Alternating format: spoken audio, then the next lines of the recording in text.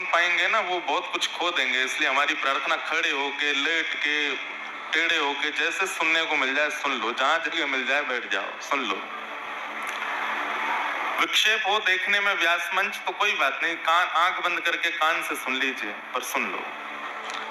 अनुभव ज्यादा प्रचार नहीं करने चाहिए, क्योंकि हम वक्ता हैं तो कई बार श्रोताओं के चित्त में विश्वास प्रकट करने के लिए अपने अनुभव बताने पड़ते हैं। लाल जी के साथ हुए अनुभव, संतों के साथ हुए अनुभव, सिद्ध पीठों में जाकर के किए हुए अनुभव। पर हमारे रसिक संत कहवें कि प्रेम बतावे सो प्रेम घटे। प्रेम का जितना प्रचार, अनुभव का जितना प्रचार हम कर देते हैं, उतना अनुभव घट जाता है, उतना वह प्रेम और वह होने वाला जो भाव है वो घटने लगता है। इसलिए अनुभूतियों को गुप्त रखना चाहिए। व्यक्ति अपने दोषों को गुप्त रखता है, अपने गुणों का प्रकाश कर देता है। इसीलिए दोष सदा रह जाते हैं और गुण चले जाते हैं। गुण का प्रकाश कर देता है। अब आप लुधियाना में कई लोगों को जानते होंगे, वो लोग जरूर प्रकाश करते होंगे, महाराज जी हम तो हर महीना गिरिराज जी जाते हैं, हर महीना हमारी परिक्रमा है, गिरिराज जी में जाकर के भंडारा करते हैं, पूड़ी सब्जी दाल चावल सब सेवार्थियों को बांटते हैं, परिक्रमा करने वालों को बांटते हैं। हम तो महाराज जी एक बस भर के सबको हर वर्ष हरिद्वार ले जाते हैं, गंगा स्नान कराते हैं, फ्री ऑफ कॉस्ट, 1 रुपया नहीं लेते। क्यों बताना है? दोष छुपा लिए, और जो छुपा है वो रह जाता है, और जो बता दिया वो निकल जाता है। धीरे धीरे गुण खत्म होने लग जाते हैं और दोष सदा के लिए चित्त में रह जाते हैं। इसलिए क्या करो, ऐसा भी नहीं कि दोष का प्रचार करो पूरे विश्व में कि मैं कामी, मैं क्रोधी, मैं लोभी। सूरदास जी तो कर देते हैं एक पद में, कौन कुटिल खल काम मौसम, कौन कुटिल खल काम, जो तन दियो ताहि बिसरायो, जो तन दियो ताहि बिसरायो, ऐसो नमक हरामी, ऐसो मौसम, कौन कुटिल खल काम मौसम। देखो, सूरदास जी ने अपने दोष का ऐसा प्रकाश किया कि वो सूरदास बन गए। दोष गा दिया तो दोष निकल गया, दोष बता दिया तो दोष चला गया। दोष को बताया नहीं जाता, इसीलिए रह जाता है। वैद्य को पीड़ा ना बताई जाए, डॉक्टर को पीड़ा ना बताई जाए, तो अपनी रोग ना बताया जाए, रोग रह जाएगा। और एक समय आने पर वो धीमे धीमे इतना बड़ा होगा कि जिसका उपचार नहीं हो सकता, ऐसा रोग बन जाएगा, और फिर डॉक्टर कुछ नहीं कर पाएगा। इसलिए दोष का प्रचार सबको मत करो, पर आचार्यों को, गुरुजनों को, वैष्णव जनों को, और सबसे बड़ी बात ठाकुर जी को जरूर बताओ। नाथ हम योग्य तो नहीं, हमारी सामर्थ्य तो नहीं, ये जितना बवाल हमने कर रखा है ये सब आडंबर मात्र है, हम कैसे हैं ये आप जानते हो। इसलिए हमारी प्रार्थना गुण का प्रकाश ज्यादा नहीं, गुण का प्रचार ज्यादा नहीं, छुपाओ, अनुभव छुपाओ। तो यहाँ जो अनुभव हमको हो रहा है वो हम नहीं बताएंगे, यहाँ नहीं बताएंगे, कहीं हो तो हो सकता है बता दें, अभी नहीं बताएंगे। पर यह अनुभव अद्भुत है, और यह अनुभव अलौकिक है, विलक्षण है। बस इतने से समझ लो क्या अनुभव हो सकता है। महाराज जी ऐसा हमको आप बता रहे थे कि महाराज जी को इतने वर्ष हो गए, इतने, पर लग ही नहीं रहा है, ऐसा लग रहा है कि वो सन्मुख ही विराज रहे हैं, और हम तो दृष्टि मिला ही नहीं पा रहे, वो एक टक ऐसे ही देख रहे हैं। सुनाओ, तो अद्भुतता है। कुछ भक्त चरित्र सुनाने का भाव मन में आया, कुछ व्रज के भाव भी सुनाएंगे, कुछ भक्तों के चरित्र भी सुनाएंगे।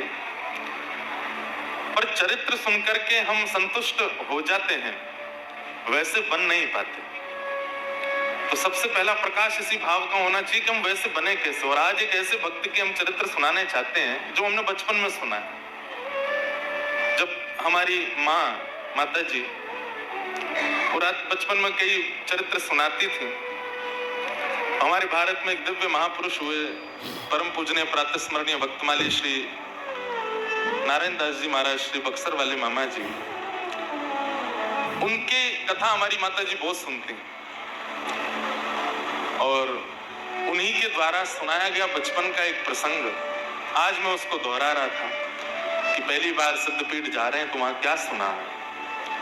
तो परम भक्त श्री चंद्रहास जी का चरित्र सुनाएंगे, जितना संभव हो पाएगा आप सब लोग सुनिएगा। 2 दिन का ही समय है, आज और कल।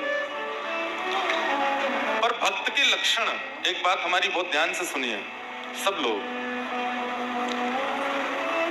हम हर कथा में एक बात कहते हैं कि भक्त कैसे बने।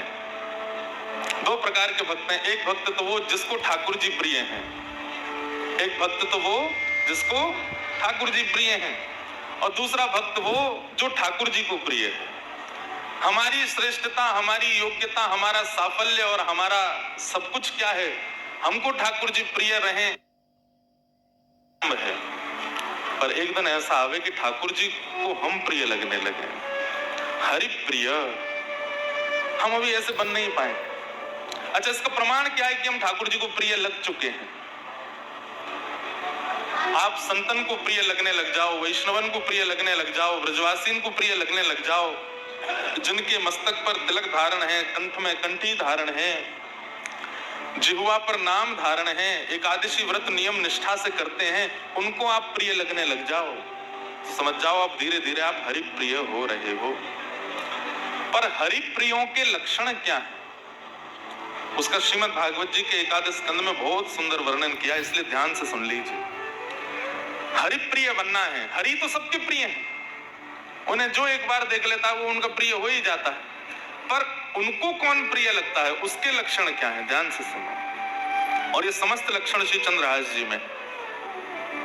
सर्वभूतेषु यः पश्येत् भगवद् भावमात्मना भूतानि भगवत्यात्मन् एष भागवतोत्तमः। इसको कहते हैं उत्तम भागवत। उत्तम मध्यम साधारण। हम आप सब लोग साधारण स्थिति में हैं अभी। साधारण से मध्यम बनने का प्रयास करो, मध्यम से उत्तम। साधारण को भगवान प्रिय होते हैं, उत्तम भगवान को प्रिय होता है। आपको राधा रमण जी प्रिय हैं, राधा रमण जी को आप प्रिय हो, ये बात अभी कच्ची है ना, अभी आप प्रिय नहीं हो उनके। राधा वल्लभ जी आपको प्रिय हैं, पर राधा वल्लभ जी को आप प्रिय हो, ये बात अभी आप नहीं कह सकते। तो ये कब कह पाओगे? कहनी तो खैर कहोगे ही नहीं, लेकिन ठाकुर जी तो कहेंगे कि तू मुझे प्रिय है। उसके लिए क्या करना पड़ेगा? तो यहाँ पर कितनी अच्छी, सर्वभूतेषु यः पश्येत्। जो सबको देखे तो सब में अपने ठाकुर को देखे। ये भी राधा रमण, वो भी राधा रमण, यहाँ भी राधा रमण, पीछे भी राधा रमण, ये भी राधा वल्लभ, वो भी बिहारी जी, सब मेरे ही हैं। सबके चित्त में ठाकुर जी हैं। यहाँ जितनी माताएं बैठी हैं, भाई लोग बैठे हैं, इनका रूप दे दे, चश्मा पहन के राधा रमण जी आए हैं, कैसे दाढ़ी सी बढ़ाई के राधा रमण जी आए हैं। कई बालक ऐसे बाल खड़े कर ले, वाह राधा रमण लाल क्या हेयर स्टाइल करके आए हैं, मुकुट में तो बहुत देखे, पगड़ी में तो बहुत देखे, ये बढ़िया। ऐसी दृष्टि हो, बोलना नहीं है पर दृष्टि में आ जाए। कहीं श्री हरिराम व्यास जी हमारे व्रज के परम रसिक संत हुए, हरित्रयी हैं वृंदावन में, स्वामी श्री हरदास जी, श्री हरवंश महाप्रभु और श्री हरिराम व्यास। हरिराम व्यास जी के चरित्र में आता है कि हरिराम व्यास जी सबको कैसे देखते हैं। कोई जैसे कई लोगों की हाइट नहीं बढ़ पाती, छोटे रह जाते हैं, ठगने से ही रहते हैं, तो हरिराम व्यास जी देखते कि देखो वामन भगवान आ रहे हैं चलते हुए, छोटे से वामन भगवान। कोई बहुत क्रोधी दिख जाता, बात बात पर क्रोध आता है, गुस्सा आता है, सबसे लड़ने बैठ जाता है, कलेश ही करता रहता है। अब संसारी दृष्टि में तो हम लोग उसको दोष देख लेते हैं, अरे राम ये इससे तो पास दूर ही रहो, इससे लड़ता ही रहता है। पर हरिराम व्यास जी कैसे कोई बहुत लड़ने वाला दिख जाता, ओहो परशुराम जी हैं, चित्त में परशुराम जी विराजमान, नेक में ही क्रोध आ जाए। किसी को बहुत चंचल देख लेते हैं, बहुत उधम मचावे, कभी यहाँ कभी वहां, कभी ओहो ठाकुर जी हैं, ये तो कन्हैया लाल है, नंद जी को लाला आगो है। और कोई बड़ा धीर गंभीर एक आसन में बैठा है, धीमे बोलता है, कम खाता है, रघुनाथ जी हैं, साक्षात राम जी हैं। कोई शरीर में बड़ा विशाल, एक तो होता है मोटा, मोटा नहीं कहेंगे, विशाल। कई लोग होते हैं उनकी जिम विम जा जाके ऐसी पूरी बना ली है अपना शरीर, विशाल काय लगता है उनका स्वरूप। कौन है वो? नृसिंह भगवान। देखते ही थर थर डर लग रहा है। अब हरिराम व्यास जी की ऐसी दृष्टि है, इसलिए श्री जुगल किशोर जी प्राप्त हुए। और एक कोई पक्षपात की बात नहीं कह रहा हूं मैं। वृंदावन में सबको अकेले लाला मिले, एकमात्र श्री हरिराम व्यास जी जिनको जुगल किशोर मिले, दोनों मिले। प्रिया जी भी मिली और प्रीतम भी मिले, पन्ना में विराजमान जुगल किशोर जी। क्यों? उनकी दृष्टि ऐसी है, वो किसी में दोष नहीं देखते, सब में हरि दर्शन करते हैं। और यही उत्तम भागवत का लक्षण है। जिसको देखो उसमें हरि दिख जाए। जित देखूं उदित श्याममयी है, सर्वभूतेषु यह पश्येत भगवत भावमात्मनः। और फिर दूसरी बात क्या? भूतानि भगवत्यात्मन एष भागवतोत्तमः। जब सबको देखे तो सब में ठाकुर जी, और जब मंदिर में जाके ठाकुर जी को देखे तो सब ठाकुर जी में। यही मेरे मैया हैं, यही मेरे पिता हैं, यही मेरे चाचा हैं, यही मेरे ताऊ जी हैं, यही मेरे दादा हैं, यही मेरे पति हैं, यही मेरे बालक हैं, सब यही, और कोई नहीं। ये दृष्टि जिसकी बन गई है वो उत्तम भागवत है। समय लगेगा, इतनी जल्दी नहीं बन पाएगी दृष्टि, पर प्रयास तो करो। अगल बगल वाले ने देखो, दिख रहे हैं ठाकुर जी वहां में? देखो अगल बगल वाले, देखो बैठे, कितने सारे ठाकुर जी बैठे हैं, कितने सारे ठाकुर जी बैठे हैं, सबको देखो। ऐसी ही दृष्टि बन गई परम भक्त श्री चंद्रहास जी की। चंद्रहास जी किसके शिष्य हैं? श्री नारद जी महाराज के। जैसे ध्रुव जी का चरित्र आता है, जैसे प्रहलाद जी का चरित्र आता है, वैसे ही श्री चंद्रहास जी का चरित्र है। नारद जी के 3 ही भक्त हुए हैं जिन्हें नारद जी ने दीक्षा प्रदान की है। उसमें एक ध्रुव जी हैं और प्रहलाद जी हैं, चंद्रहास है। बहुत ध्यान से एक बात सुनिएगा। एक तो जिनको जानो होए करे ना बीच में, वो बाद में आए करो लास्ट में। अब 9 बजे तक कोई उठे नहीं, कम से कम जहां तक हमारी दृष्टि जा रही है वहां तक, तो भाई हम कहने में सुख मिलेगा हमको। ऐसे तो अनेक भक्त हुए श्री नारद जी के, पर नारद जी से अगर कोई पूछता कि आपके कितने शिष्य हैं, तो वो 3 ही नाम बोलते थे, ध्रुव, प्रहलाद और चंद्रहास।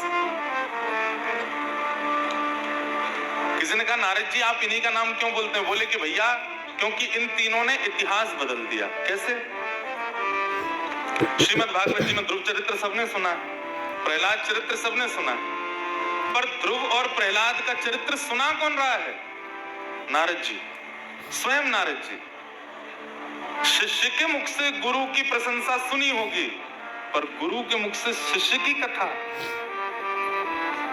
सोचिए शिष्य किस स्थिति का होगा कि गुरु उसकी रचना बता रहा, उसकी पूरी लीला सुना रहा है। नारद जी महाराज चंद्रहास जी का चरित्र सुनाते हैं। ध्रुव जी का चरित्र सुनाया, प्रहलाद जी का चरित्र सुनाया, और अब चंद्रहास का चरित्र किसको सुना रहे हैं? अर्जुन को। अर्जुन सुन रहे हैं। बहुत सावधानी से सब लोग श्रवण करो। बहुत प्राचीन कथा है चंद्रहास जी की। महाभारत के युद्ध से पूर्व और युद्ध के बाद पांडवों ने 2 यज्ञ किए। युद्ध से पूर्व किया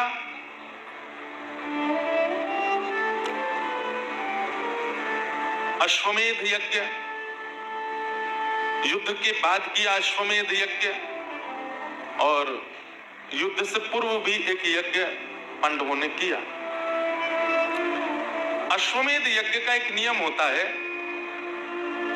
कि यज्ञ करने के पश्चात जो राजा यज्ञ कर रहा है वो अपने घोड़े छोड़ता है। उन घोड़ों को, वो जिस राज्य में घोड़े जाएंगे, अगर वहां के राजा ने उनको बंदी बना लिया तो फिर उस राजा से युद्ध होता है। और अगर उस राजा ने घोड़ों को छोड़ दिया तो वो राजा जिसने घोड़े छोड़े हैं उसके अधीन हो जाता है। तो युधिष्ठिर जी ने घोड़े छोड़े, और घोड़े छोड़ करके नियम बना दिया, उस पर लिख दिया ये घोड़े सामान्य नहीं है। धर्मराज युधिष्ठिर ने महाभारत युद्ध जीतने के बाद अश्वमेध यज्ञ करके इन घोड़ों को छोड़ा है। ये जिस जिस दिशा में जिस जिस राज्य से होके निकलेंगे वो सारे राज्य युधिष्ठिर के माने जाएंगे। वहां के राजा युधिष्ठिर के नीचे काम करेंगे। और अगर इस भाव से किसी को दिक्कत हो तो युधिष्ठिर से युद्ध लड़ने के लिए तैयार रहना। घोड़ों के पीछे सेना लेकर के अर्जुन चल रहे थे। 2-4 लोगों ने घोड़ों को अपने राज्य में घुसने से मना किया तो अर्जुन ने युद्ध करके उनको परास्त कर दिया। इसी प्रकार फिर जब वो घोड़े पूरी पृथ्वी की चक्कर लगा के वापस आ जाते तब उस राजा को कहा जाता चक्रवर्ती सम्राट। इसको कोई नहीं हरा पाया। युधिष्ठिर जी ने घोड़े छोड़े, राज्यों में प्रवेश करते, कई राजा तो अधीन हो जाते, बोले हम युधिष्ठिर जी के नीचे रहने को तैयार हैं। कई नहीं रहते तो अर्जुन युद्ध करके उनको नीचे कर देते। सब जगह भ्रमण करते करते जब वह घोड़े कुंतलपुर पहुंचे, हस्तिनापुर से थोड़ी दूर पूर्व ही एक कुंतलपुर नाम का स्थान पड़ा। जहां पर वे घोड़े पहुंचे